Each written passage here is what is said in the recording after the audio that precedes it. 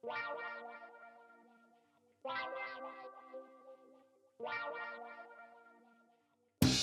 Adventure Jogger, a podcast about trail and ultra running.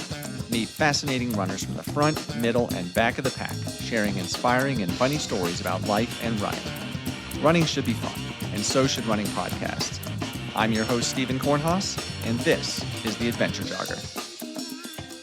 Well, on today's episode of the Adventure Jogger podcast, I've got two gentlemen on with us today, and we got John Hardin on the podcast and Keith Overbay, excuse me, and here to talk all about his awesome Natchez Trace FKT he just set just off the trail. So let me hear all about it. Welcome, guys. Welcome to the podcast. Hey, thanks for having us. Hey, we'll just get into running.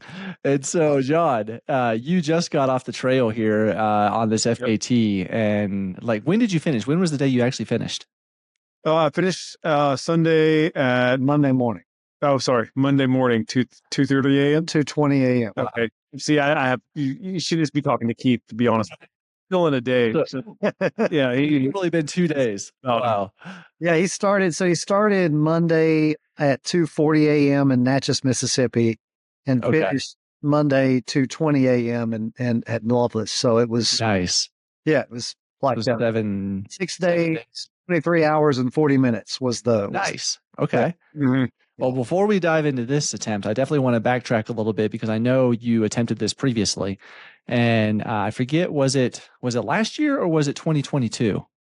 It was last year. Yeah. Last year. And a similar kind of injury that happened last year, happened this year. So, I was fine the first and second day, walked into the van, no problem.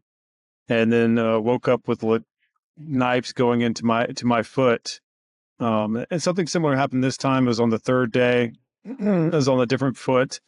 But this time I was just like, yeah, screw it. I gotta see it through. So that's what right. Yeah, we ended up sleeping like in the same spot the first night this year that we did last year. And then night 2, we made it a couple of miles further, down the road. But yeah, it was like basically where we slept this year was where he called it last year. So he was just like, he got up in the morning, he went a couple of miles. And then I drove up to him and he said, yeah, I can't do this. That was it. It's a little when you got to drag your foot for like 300 miles and you're like, man, do I want to drag this foot for 300 miles? And yeah, I said no. And the second time I said yes. So yeah, I can only imagine that kind of pain after that many miles in the foot and just having to try to push through that for another. I mean, I guess at that point it would have been another probably 3, 4, 5 days. The first attempt. Yes. When you had that injury, that's brutal. It was pretty rough. Yeah. Yeah. Well, so for those that don't know about the Natchez Trace, tell us about the Natchez Trace, the mileage, maybe some history about the trail, and give us a rundown. Yeah. I mean, it's a very historic trail. It's one of the ancient 4 trails, like natural trails in the United States. So it's been a footpath for like 10,000 years for animals. And it actually kind of went down into Mexico at some point and up to Canada. And there's several variations of it around it, but, the Natchez itself kind of became more established, during when people were floating their goods down the Mississippi, and they'd float their goods down the Mississippi to Natchez, Mississippi. And that port was kind of a booming port. Actually, at one point in time, it had a bigger economy than Paris, France, which is kind of interesting. Wow. Yeah. And so then people would drop their goods off and then take the Natchez back to Nashville, and then up into, a lot of people from Kentucky would do it too. So they would call everybody cane tuckers. They came up. And then you have all these people with wealth. They're coming back with wealth. So what's that going to incite? That's going to incite violence and robbery and things of that nature. So there's a lot of stories along the Natchez Trace of highwaymen and things of that nature. And then just even before that, the Natchez Indians. I mean, it's just, there's a lot of history there. Yeah, I can imagine. It sounds like this. I mean, was this probably even used by, bootleggers, moonshiners back in the day, probably running prohibited alcohol at times, I imagine. Oh, I'm sure even to this day. Yeah, it's really a 444-mile long museum. It really is. Yeah. And I don't know that I would have ever had the opportunity to actually patiently drive it and stop at all of these monuments had it not been for this. But I mean, I stopped it, got to read all of the history of it and see all of these burial mounds and all of it. It was really, wow. yeah. Yeah. It's a Now, so the really cool parkway. Yeah. yeah, so the trail now is a parkway, right? It's a paved trail that people but it'll have drive. sections along it. It'll have sections along it of the original Natchez, and you can see it's kind of sunken in of the old wagon path and things of that nature. Oh, that's cool. So they'll have that, right? But for the FKT, we kept it all on the road. Yeah. All on the road. Okay. Yeah, Kind of. If people have not been on it, but they've been on the Blue Ridge Parkway, it's very similar in design. Okay. Blue Ridge Parkway. It's just a 2-lane road the whole way. Nice. Yep. Okay. Yeah.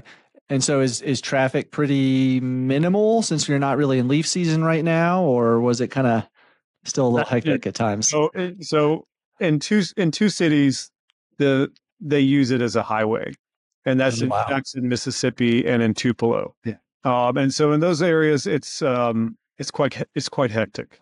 Yeah. It runs kind of nearly by Jackson, but it runs through Tupelo. Yeah, Tupelo was worse. And Jackson early in the morning, so he hit the morning rush hour in Jackson, and we remember that from last year, and that was manageable. That wasn't that bad.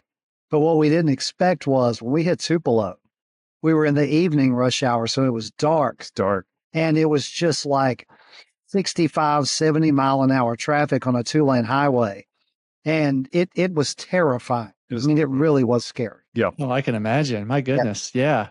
You're there with just your shoes on and probably a reflective vest or something, and hoping nobody hits you. Black. He didn't think to any He's kind not of lying. I wasn't all in black. Yeah. Really? Wow. He made the joke that they can't hit what they can't see. Yeah, that's not too bad there. Yeah. But besides those two cities, work, man. Yeah, it worked. Nice. He's still here. He's still there. Elephant foot and all. Oh man. Well, we'll start us at the beginning. To answer your question, go ahead. The traffic beyond that, like my favorite time to run was we would wake up very early in the morning, like at 1 a.m. and I had the whole thing to myself. Yeah. I mean, it was just me and the stars, and you can see the stars so bright out there because it's just a big sky. And similar, like when I was running the AT, like, I was always covered up. But you just see the stars and you can see everything, all the constellations. The Big Dipper kind of led the way for me the whole time. It was absolutely cool. No cars. And I didn't have to worry about tripping anything. So I just turned my headlight off. Right. And I would just run for hours on end, in the night. And I loved that part of it. That does sound amazing. Yeah. Being out under the stars, especially if you have the moon illumination, you're not using a headlamp, just like you and the road. And that sounds incredibly peaceful. It was super peaceful. Yeah. Yeah. I really liked part of it. Wow. Well, then, so take us. And I would start at like 4 p.m. and run until like 6 or something like that. Okay. All through the night. Oh, yeah. Absolutely. Yeah. The way to do it. It'd be less traffic, less danger, generally. Yeah. Basically, just take the part off where there's traffic on the road. Just sleep during the late afternoon and run from evening till morning. Yep. Okay. Now let's backtrack from the start of this a little bit into the logistics and planning for this. So I think the year prior, you had done like a Facebook group, I believe, where people could kind of maybe donate a little bit. Is that right to this? And kind of help you along the way. Did you do something similar this year? Facebook, when I did the speed record attempt on the Appalachian Trail, I had that up to help pay for the significant. Yeah, that's big. That was big, and that was super helpful. So I did do it for that. For the Natchez, the cost isn't as much, and we ran it for a charity run up for water, and that was this year. I think we did a lot. I don't remember. I don't either. Yeah. Did we? I don't know. I'm not sure. So you ran it for charity this year, raising money for charity for the run up for water. Greg, okay. Which he's been on your show. Yeah. Well, he's been on the old with Ryan. Absolutely. Yep. Yeah. Okay. Greg's Yeah. Well, tell us a little bit about the charity, about the cause, Run Up for Water. Well, Greg Armstrong, he has a charity called Run for Water, and he's basically installing wells in communities that can't get water or have to go a long distance to get water. And one of the things that he has coming up is a trip out to Kilimanjaro to put water on the side of the mountain and to bring water to the porters out there. So that's something that I'm a part of as well. I think it's me, Harvey Lewis, some other people going out in March or May of next year to help with that, and we're raising money for it. Wow, well, that's pretty awesome. Yeah. Okay. Well, cool. Running for a cause. That's always good to give you some extra motivation, especially when that foot starts hurting. Raising money. Yeah. Yeah. We'll see. Well, leading up to this as well, did you have any kind of support at all from any brands, or was this just pretty much you funded everything up front and tried to raise some money? Yeah, I always feel like a burden if I'm asking, like, and I don't succeed. So Ultra was a sponsor of mine last year, and they were a sponsor during the Appalachian Trail attempt as well, and so was Swiftwick. But for this year, I just wanted to do it myself. I didn't want to ask anybody, and I didn't want, I didn't, because I wanted to succeed, and I'd failed twice basically. I failed at the AT, and then I'd failed at the Natchez Trace. So it's like, all right, Hardin, you're just gonna do this yourself, and we're not going to ask for any sponsorships or anything like that. So I didn't. And that's how I did it this year. Nice. I guess definitely. I'm sure that relieved a lot of stress and pressure. I can imagine not having that over your shoulders the whole time. That's I know that weight. Deliver, and I can cover it. So I can. Yeah. I only wore one pair of shoes. So Yeah. Oh wow. Okay. We rented an RV, and he used one pair of shoes. It was pretty cheap, really. Yeah. Okay. So what kind of RV did you get? Like one of those America, baby. Yeah. There you go. That's right. Nice. Yes. It was awesome. It was so good. And we got the 25-foot Cruise America RV. Oh, nice.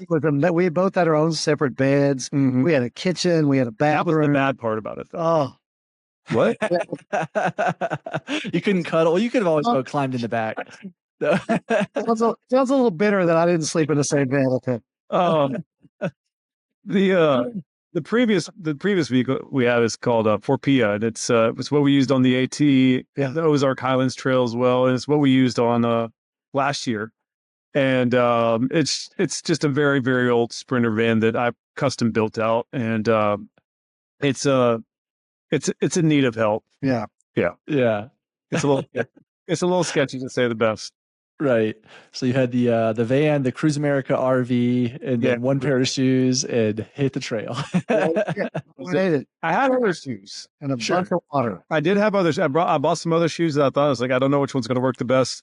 So I bought some Brooks glycine or whatever, and then the New Balance Super Foam X, just super like cruiser Cadillac shoes. Yeah. And I brought some Alpha Flies just in case I wanted to get after. That didn't happen.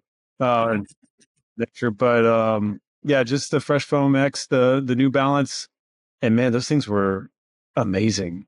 They were just clouds to ride on. So it was really nice, actually. Nice. I looked like Grandpa going down the. And I gave him a pair of like gray compression socks. Yeah, so just added. And he added to the whole Grandpa mystique, right? So he had the gray compression, big cushy shoes. It was great. Now, please tell me you were also wearing like a fanny pack to carry like nutrition. It looked like I had a fanny because I had stuff wrapped around my waist, so I had my jacket on. And I was bent over too because my back was killing me. Let's be honest. I'm 46 years old. I can't keep doing this. So, there's that too. That's awesome.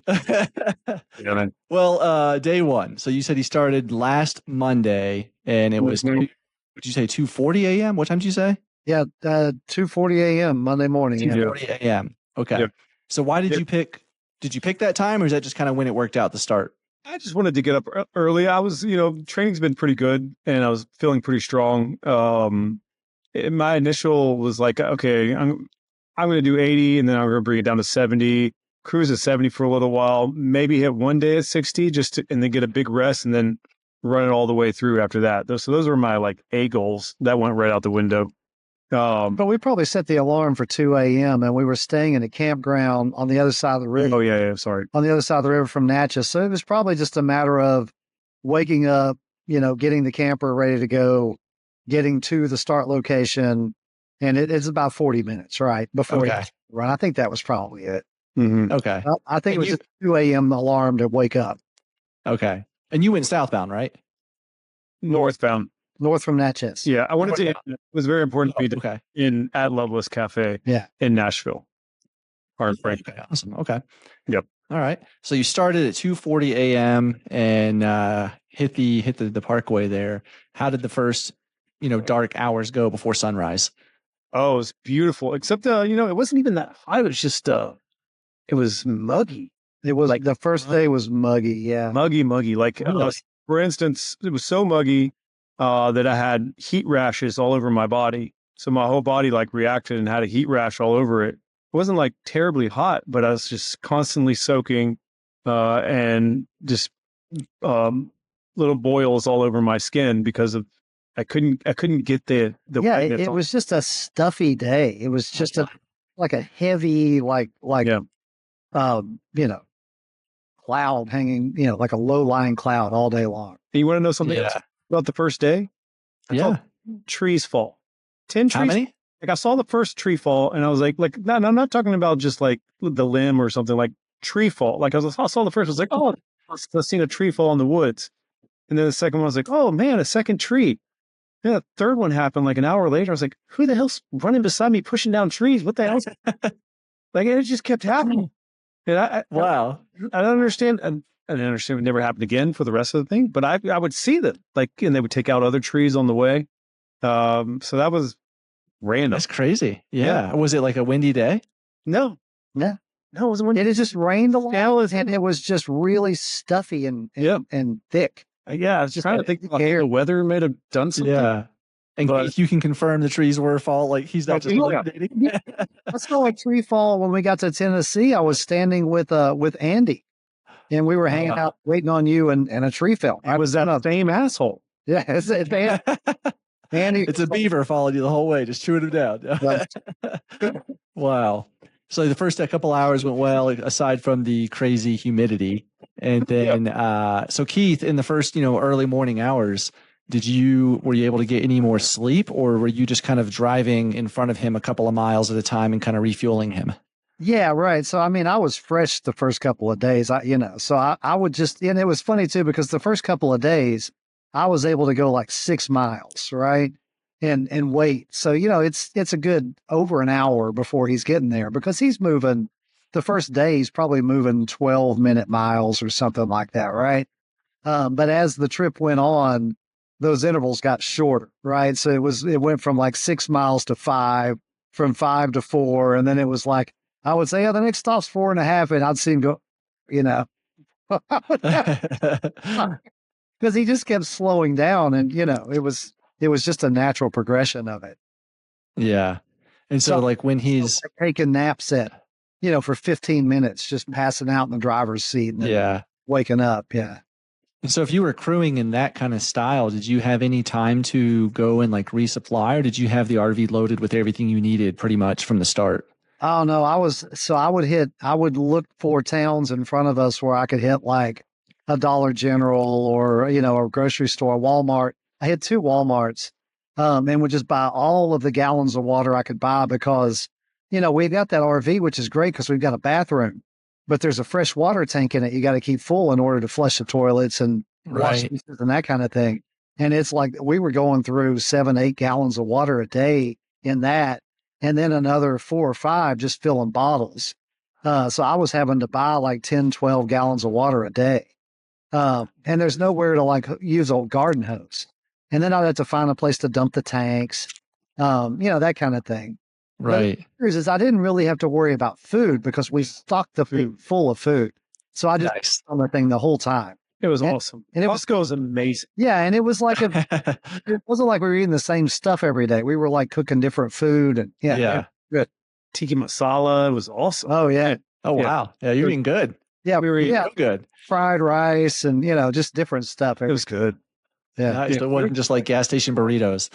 Well, We did have taquitos at the end. yeah, we got in Okay. those late in the run though. That was Nice. fueled Becca Jones in the last bit was taquito.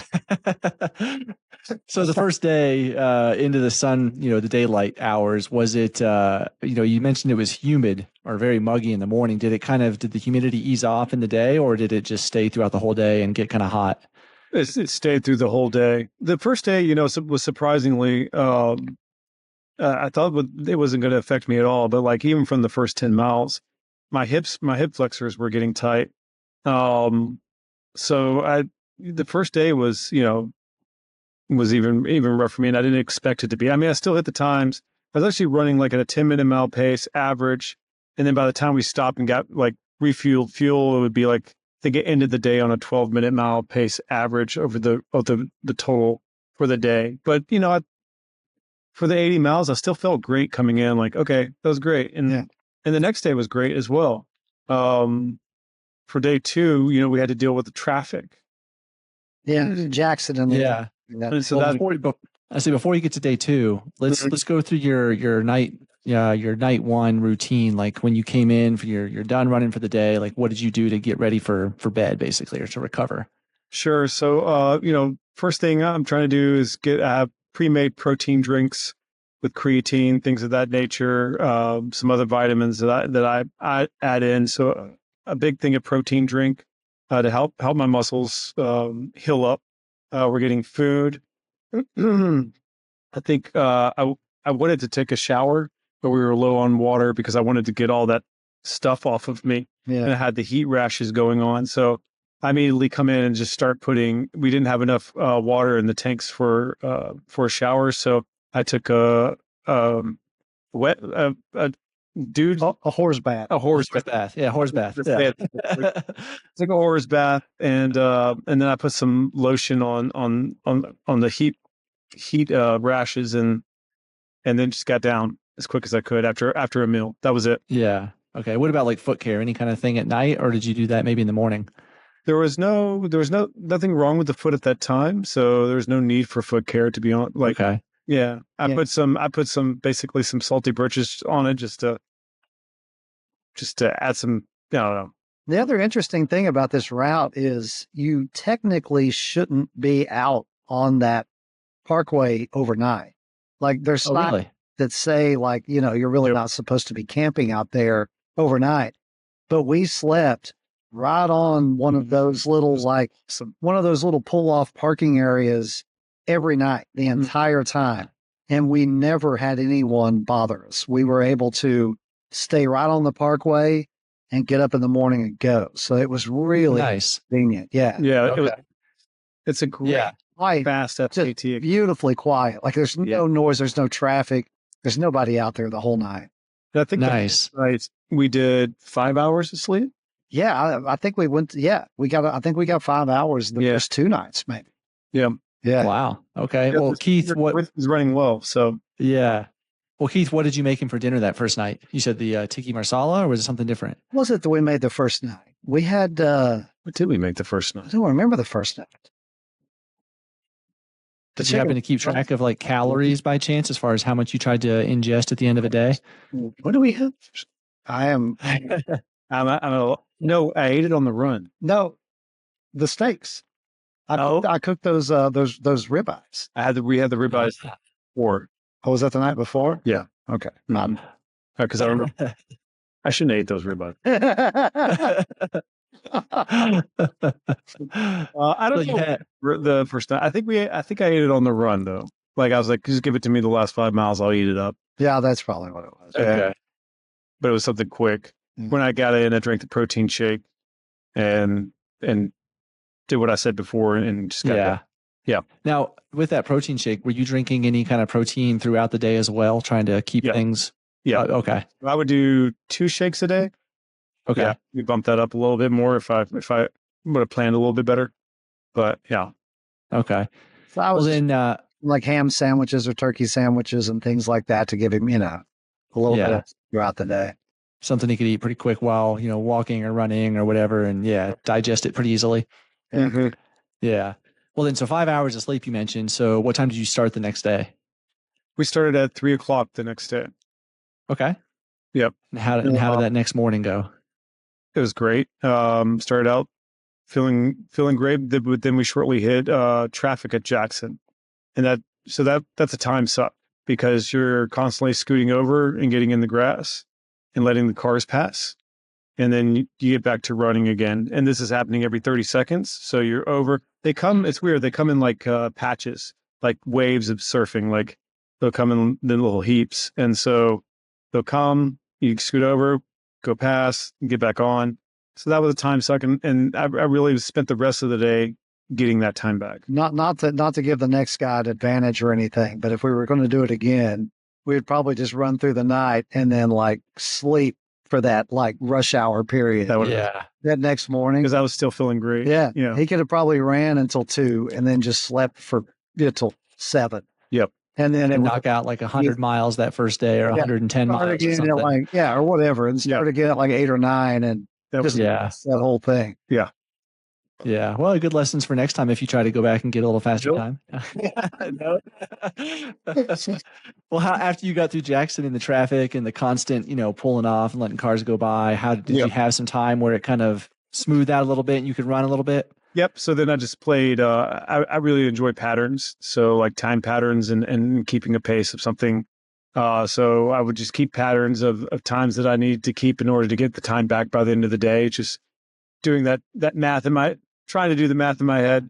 So to get it back to where I needed to be at 70 miles for the day. And so, that proved, kind of fun for me because it kept me entertained, because like I could be like, okay, I need to do this pace here, I need to do this here. So that's kind of what I did to keep busy, and then dug myself out of that hole by the end of the day. Nice. So you finished off day 2 with 70 miles, you said, right? Mm-hmm. Nice. Okay. And then kind of same routine, just got in and took care of, the protein shake, and hopefully maybe did you get a shower this time? Nope. No shower. No shower time. Neither of us. Wow. Okay. We went. That's how gross we were. All natural the whole time. There you go. Except for those whore baths. Thank you for watch. Yeah, exactly. There you go. Speaking of spots. No, go ahead, John.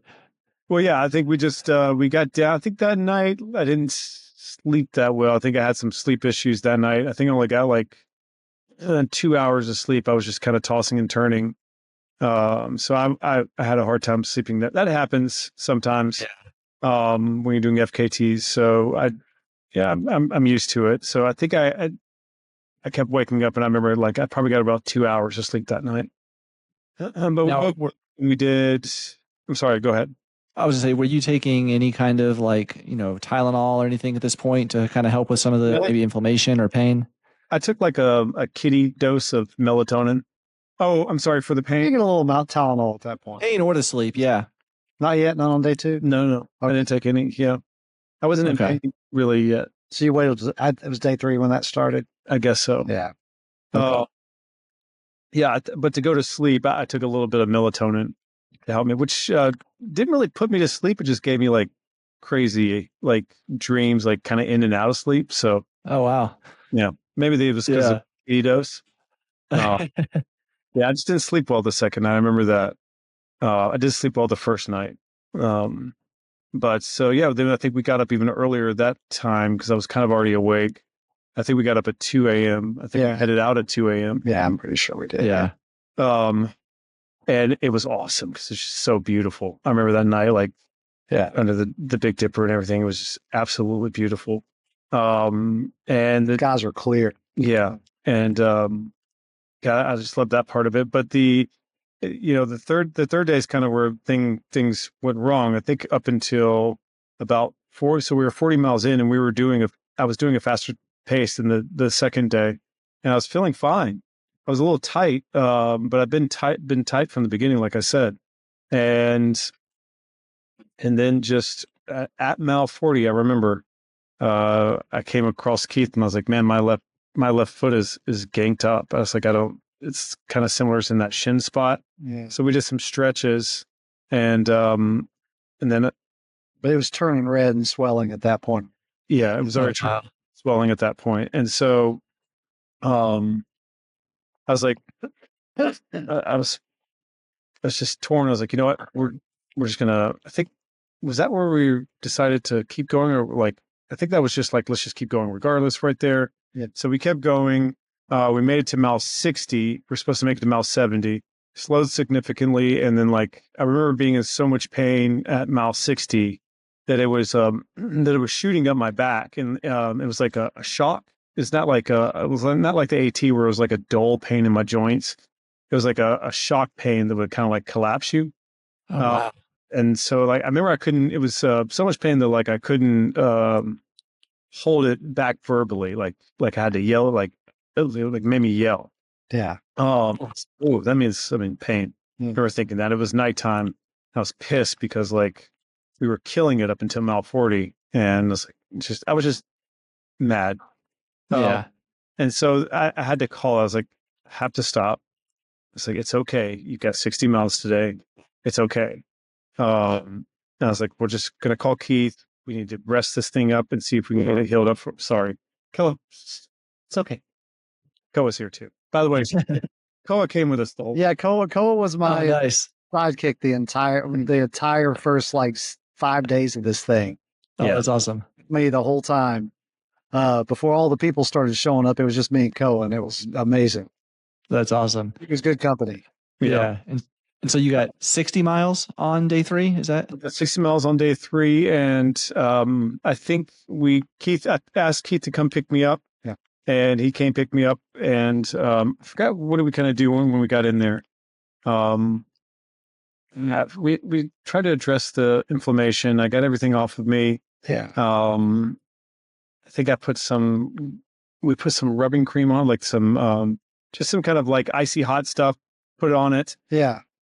But I can't really remember specifically. We were just like, let's just get some rest and get some protein down in this, hopefully not elevate it. And hopefully it'll get better. Yeah. I just remember like day 4, like when we woke up, like I remember, John got going and he wasn't feeling good about the situation. Yeah. But after I don't know, a couple of hours, he came in, he said, here's the thing. We're already out here. We're here. We don't have anything else to do. I'm just going to see what I can do today. And he, so he was like, he didn't feel good about the attempt, but he also was like, we're here. There's nothing else. We might as well see what we can do. And day 4 really was just him just keeping going just for the sake of keeping going. But I think he was mentally defeated on day 4 because of this injury. Right. And he really didn't think he was going to be able to make it on day 4 was the absolute low point. Right. And it was like day 5 was pretty bad. Yeah, but day 5 people started showing up. True. Like Brooke came out and it started kind of like, getting a little better. But yeah, I think 4 was like the hardest, longest day because of, he was just like, oh, here we are again. So last year, it's taken 3 days this year, same boat, right? And I had to, I'm like calling in. I'm calling a friend of ours that's a doctor and asking questions, and he's just like, yeah, he's probably got a fracture. It's fine. He'll be all right. Just tell him to keep running. Right. Oh man. So I'm relaying this information to him. So I'm trying to come up with ways like, okay, how can I keep speed? How can I keep like some kind of decent pace where I can end the day at 60 miles? Like, okay, so you have to reset expectations, right? So I'm just trying to think of ideas of how I can to get back. And so I would do like little time intervals of a jog. God, what would I do? I had an awesome, for the 4th day, I remember, I had an awesome 16:30 minute mile pace walk. And I was like, man, I could just hold this. I can just hold this walk. And it's just like, it's great. It doesn't take any effort. I can do that. I mean, it still hurts every time I hit that foot, but who cares? Like I can still keep 16:30. Right. Awesome. And then when I'm going, and I wouldn't run it all on the uphills, I just walk the uphills. I'd run the flats. And so then I could get down to like a 14 on the flats. And then on the downhills, at the beginning of the day, I could run the downhills. By the end of the day, I couldn't. So and eventually I lost that speed walk as well. I think the day 5, I lost the speed walk. I could only do like an 18-minute mile pace. but it was just like trying to get those little footholds that I could of and finding patterns for myself where I could stay in the game. Like, okay, Hardin, at least you can do this. Okay, as long as I understood that I could do like something to complete the goal, then I could kind of keep moving. So yeah, it wasn't going to be the speed record that I wanted it to be, but that's okay. It was now its own adventure.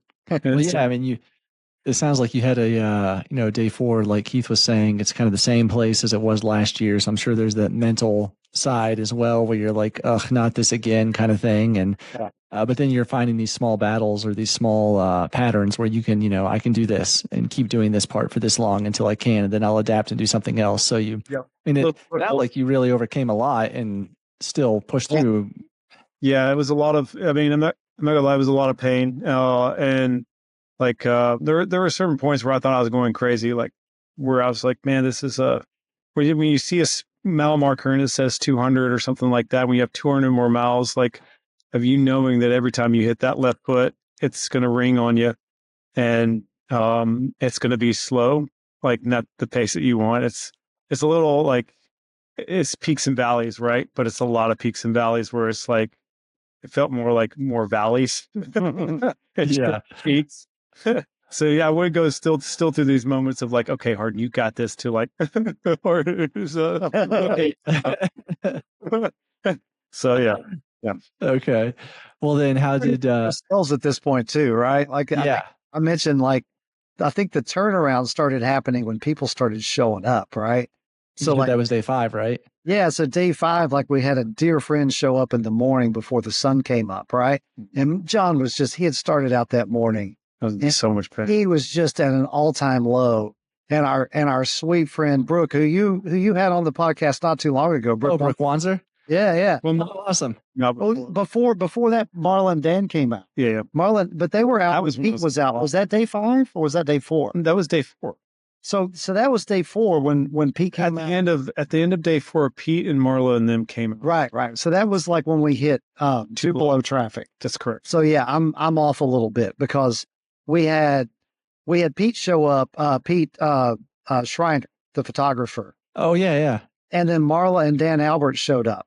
So that night we had all of them there, and Marla and Dan rescued him off the side of the road in Tupelo that night because it was just scary. He sent me a text and said, "Send them to get me. I'm going to die." Basically, right? Like it was that. Wow. And we camped on the side of the road. He slept like 3-4 hours, and then we sent him out with them the next morning, and he started running with Marla and Dan. And we had a compression sock on my. We had a compression sock on the shin, which turned out to be a huge mistake. Right. And so I was running with that. Well, no, we had it wrapped with an Ace Bandit. Yeah, we had it wrapped, and it had some tight spots in it. Yeah. Oh no. So that was day 4. Yeah.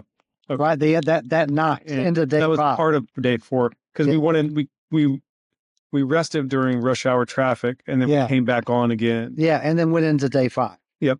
And then ran into day 5. So those came on day 6 after those guys had left. That's okay. So day 5, we got into the state of Alabama. We made it across the state line. Yeah. And that was a big milestone, right? When you like realize you made it through Mississippi. Yeah. And really Pete and Marla and Dan helped us get through that last bit of Mississippi because, oh man, it was a grind. Yeah, I really enjoyed my time with them. That was nice. Yeah. So then Brooks that next morning and got him through the sunrise. And then it was kind of, it was just the daylight hours. And then by that night, we had Jim and Tony show up. So Jim Byhofer, and Gross showed up that next night. Yep. And they took me through the night and just, they had a plan. They just, I just marched right by, I just watched their feet in the rain and rained the whole night. Yeah. And just followed right behind them. Oh no, it started raining on it. And they just, pushed me around and told me what to do. And and Stephanie showed up that night. My wife and child. Yeah. Nice. Yeah. Oh, that's awesome. Yeah, I know Tony and Jim. I've met them before, and No Business and other races, and it's awesome to have the community come out and support you and be there. That's amazing. I love the community for that. Yeah, it was the community aspect. I mean, just the last day specifically, everybody, especially when I got close to Nashville. Yeah, I felt like Forrest Gump out there. You Yeah. just had a teeny in me and stuff. Well, once people started showing up, like he had somebody out there with him, so he wasn't able to just be in his Grumpy. own head all night. He had Right. somebody with him, to kind of keep his mind occupied. Because I've Yeah. been out on the trails and just dwelling on every single minute that goes by, like the pace and everything. And it helps to have somebody with you. Oh yeah. Yeah. It's definitely misery loves company, the old saying. So having Yes. somebody else there that's not suffering as bad as you is a huge a huge boost to your morale. So I'm sure that was nice. Yeah. So day 6, you mentioned Brooke showed up, got you through the morning. How did the rest of that day go? And is that when were you in Tennessee at this point, or were you Emma, and he made it to Tennessee that afternoon. Mm-hmm. Yeah. We okay hit Tennessee that afternoon. that afternoon? Having a date, which is kind of wild. Yeah, it's Yeah. just a little corner of it, right? Yep. Yeah. Mm-hmm. Okay. And Yeah. then so how Going through Tennessee and just random people kind of showing up throughout the day, and then pretty much staying awake the whole time for that last finale, right? Yeah. It's like 163 miles, I think. Yeah. The last segment really? Strava is like 140 or 160 miles or something like that. Because he had a 2-hour nap in there, but other than that, it was just motoring the whole time. Wow. Yeah. And now during that time, were you able to run at all at this point, or was it all?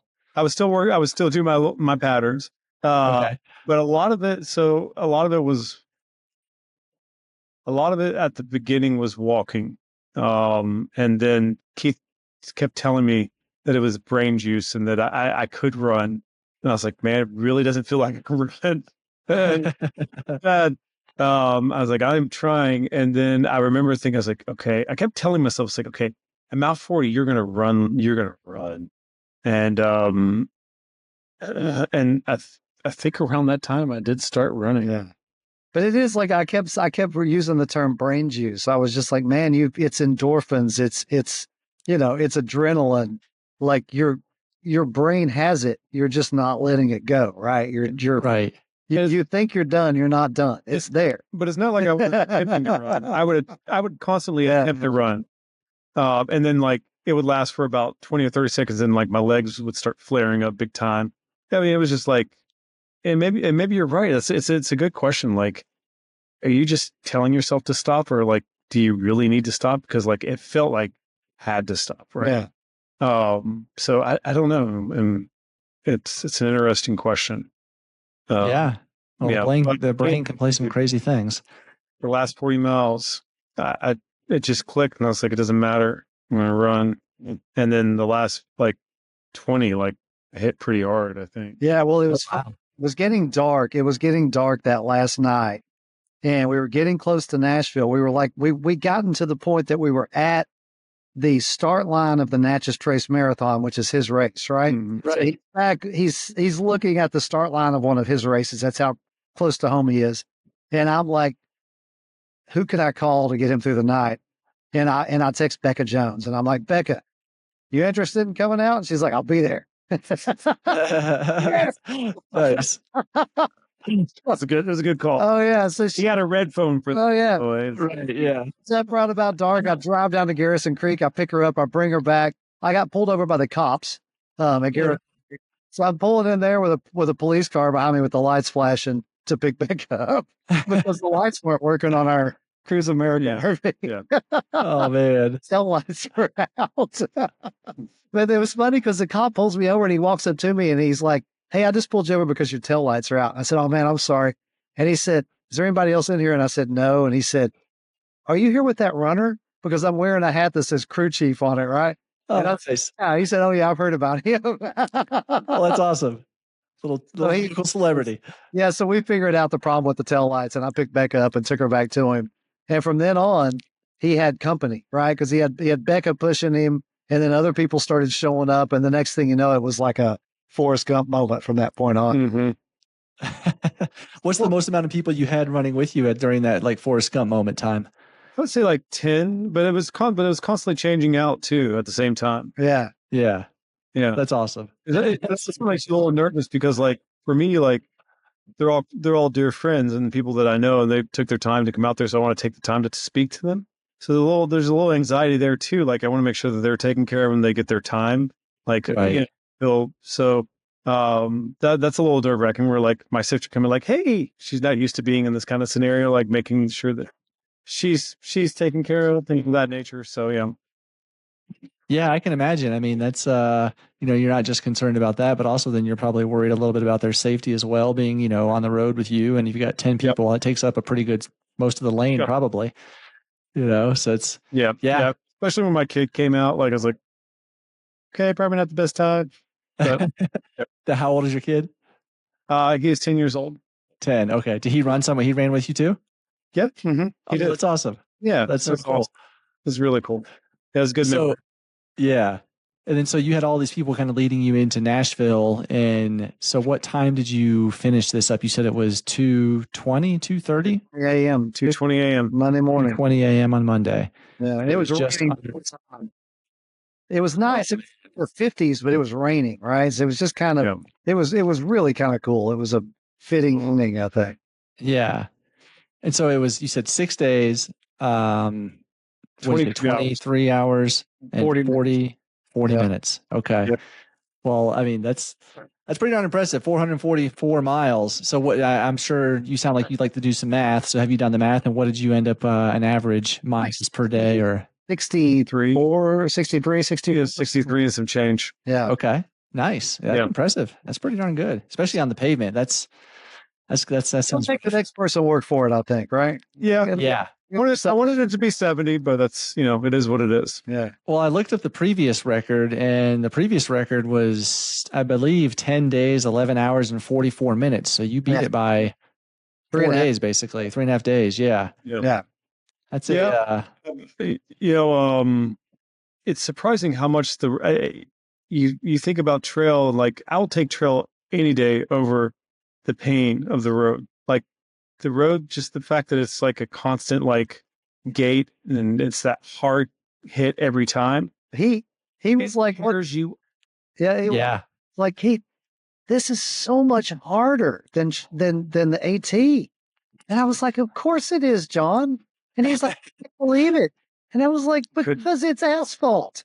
Like you were on dirt. And the other thing is there's a lot of rock. The dynamic movement of it, right? Because when you're on the AT, you're going up and down, and you're doing body is moving in a lot of different ways. But on the road, it's just the same movement over and over and over and over again. There's no variation to it. So your muscles your tendons just lock up. Yeah. Right. Yeah, that repetitive nature is it wreaks havoc on the body for sure. I've had that happen in much shorter distances than that, so I can only imagine running 60 miles a day, 64 or 5 miles a day. That's brutal. Yeah. Well, what you mentioned this was harder than the AT. I forget. I'm sorry, I forget. How far did you make it on the AT?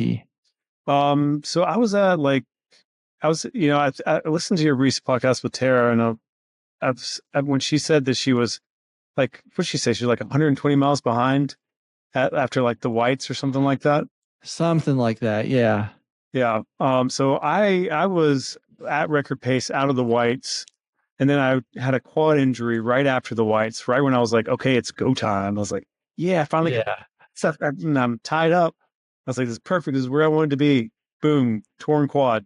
And then I remember, running through that, and I got like 20 to 40 miles behind the pace when I called it, because I was so depressed. I was like thinking, I was like, there's no way I'm going to be able to catch up at like 20 to 40 miles behind, and 777 miles in, I think, at that time. Okay. But I was just thought there was no way I could catch up, and just moving. I was moving, but I was healing at the same time. So I shouldn't have called it, is the lesson. And my wife gives me of that.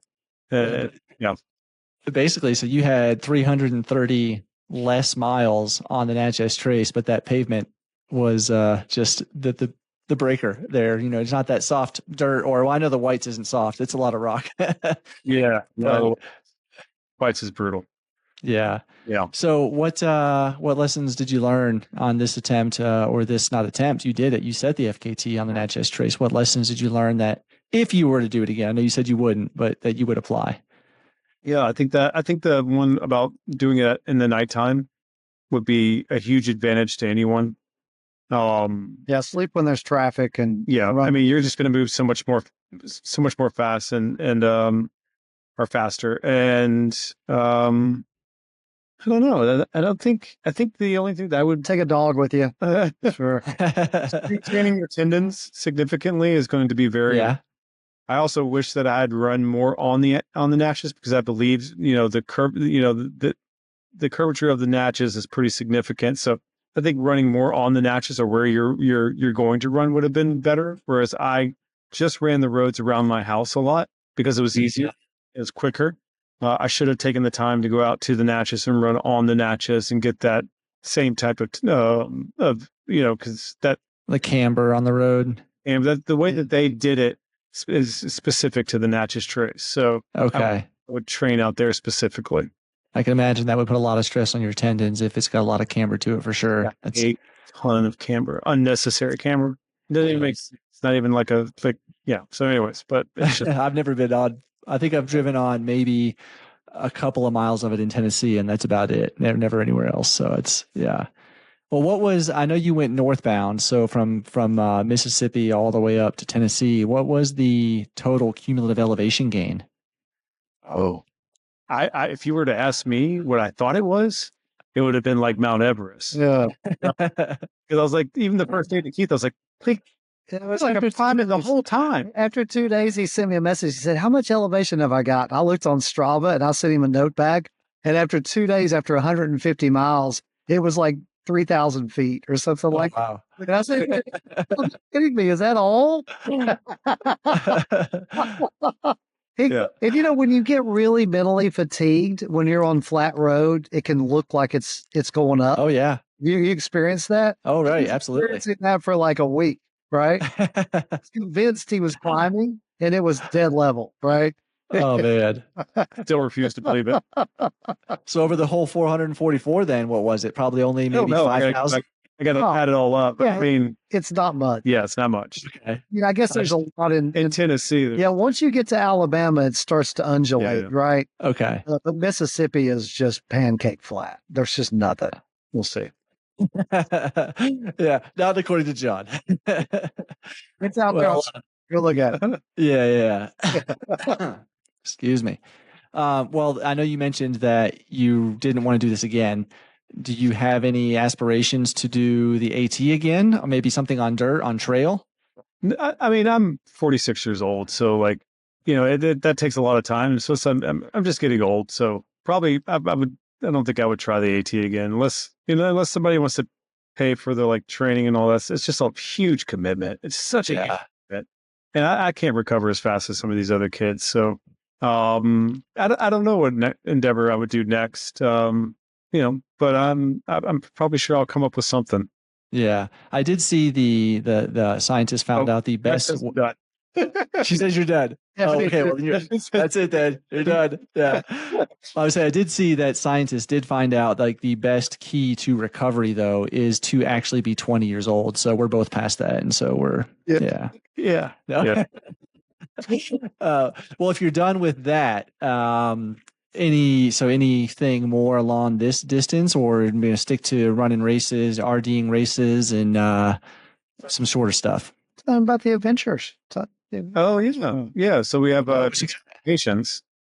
Yeah. Going to Patagonia in February. Wow. Yeah. So, he already knows about Kilimanjaro. I'm sorry, I got a crowd here. Just because I don't speak up enough. Yeah. So we have hard wind vacations now. So we go to different places. Like we're going to Patagonia. We'll do a trip out to Iceland eventually. We have a trip out to Maine, just because I'm in love with Maine. So we're gonna hit all the main features along the AT and things of that nature. As far as like personal goals, I usually do one every year, to be honest with you. So I'll probably come up with something here in a little bit. I would always like to get my Sheltoe record back, because it's always just been my first. So it was my first one, and I think I could do a better job this time. So, I'm sure he'll find somebody to crew him that's excellent. yes, I'm sure I will. I say, does Jason still have the? You can go with a single bed. Yeah, there you go. That's what you got to have. Does Jason still have the Shiltoe then, or does someone else have it now? Do you know? Jason Wish took it. Yeah. Jason still, okay. So he still has it. Okay. I believe. Yeah. Yeah. That was one I was eyeballing when I lived in Tennessee as an attempt to go try, but just never got the chance to do. It looks like it was a good time. I know you had a pretty good time on it. Yeah, Natchez, man. You know what I'll stay off the pavement. You don't have to release this one. You got all the secrets. Yeah, no, I'll stay off the pavement. No, thank you. I'm going to stick to the trail. I got a fake hip now. I got to stay. I can't. How's the hip? Yeah. How is it? How's the hip doing? It's doing pretty well. I was on the treadmill yesterday morning with physical therapy, the Alter G. So we're getting there, getting back to running. That's good. That's really good. Yeah. Well, John, do you have any more races this year that you're directing? This year, no. I mean, we put on about 8 races a year. But yeah, I mean, it is race season. So the Blacktail's coming up. Yep. That's probably our biggest race. So that's a huge party. And then the Music City Ultra, and then we picked up the Candy Fork Ultra. Oh, really? I didn't know you guys picked that up. Awesome. Mm-hmm. Yeah, I'm helping Doug with it, and then the Savage Golf. Okay. Right after that, so it's going to be a very busy March. So it's like Blacktoe, Patagonia, 3 races, and then Kilimanjaro. So it's just like, okay, so a little tired. It's a busy season. It's a very busy season. Yeah. Well, one other question about the Natchez Trace FKT is your training coming up to it. I know you mentioned maybe training the tendons more, but what kind of mileage were you putting down leading up to this? Usually in the 80s. And so I would do a lot of zone. What I really cared about was training zone 2, zone 3, and then adding in speed work twice a week. A lot of weightlifting actually. So I would work out those tendons a lot. Okay.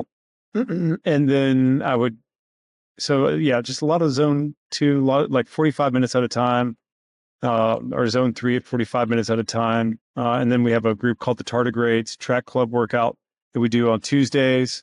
And then I would do legs right behind that, weightlifting with legs. So I combine a lot of running, multiple times a day is what I do.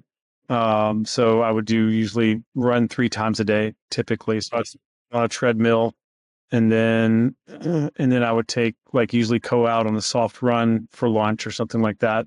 And then in the evening when my kid's doing something, I would go run around and do. So I would get 3 runs a day typically. But in the morning, it's always treadmill run and then weightlifting. So it was pretty back to back and pretty consistent. Did you do any specific walking training, maybe with a pack or a vest or anything? I didn't. Becca said the same thing to me. I didn't do. I mean, I've always been a pretty good speed walker in general.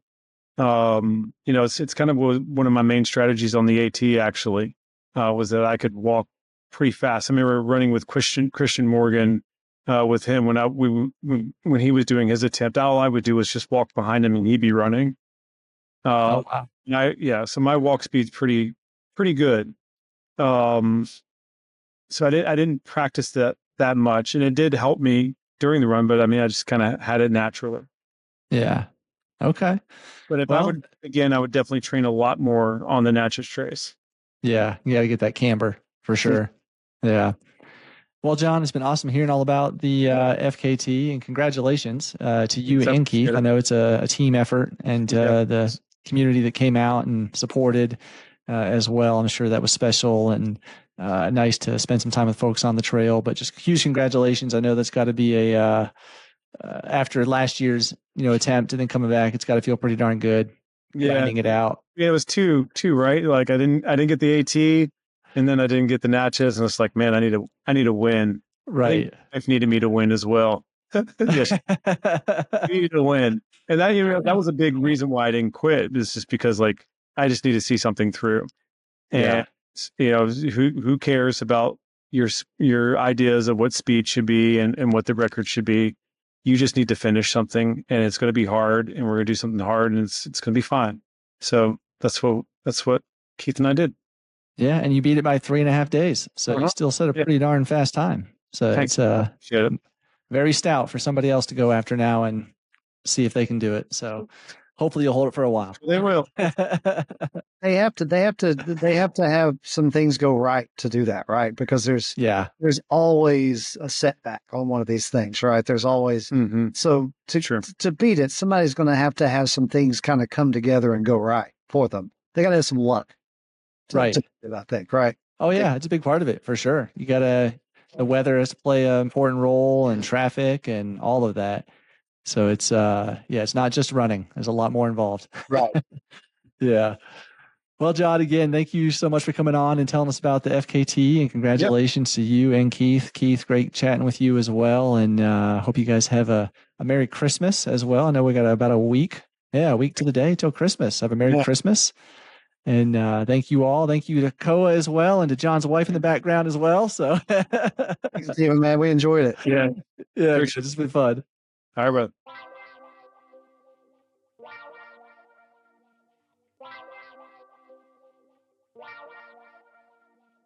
If you enjoyed this episode of The Adventure Jogger, please consider joining our Patreon, and be sure to follow us on Instagram, YouTube, Facebook, and TikTok for more content like this. Without your continued support, we would not be able to produce this type of content. So thank you so much to everyone that has listened, followed along, subscribed, liked, commented, you name it, donated on Patreon. Thank you.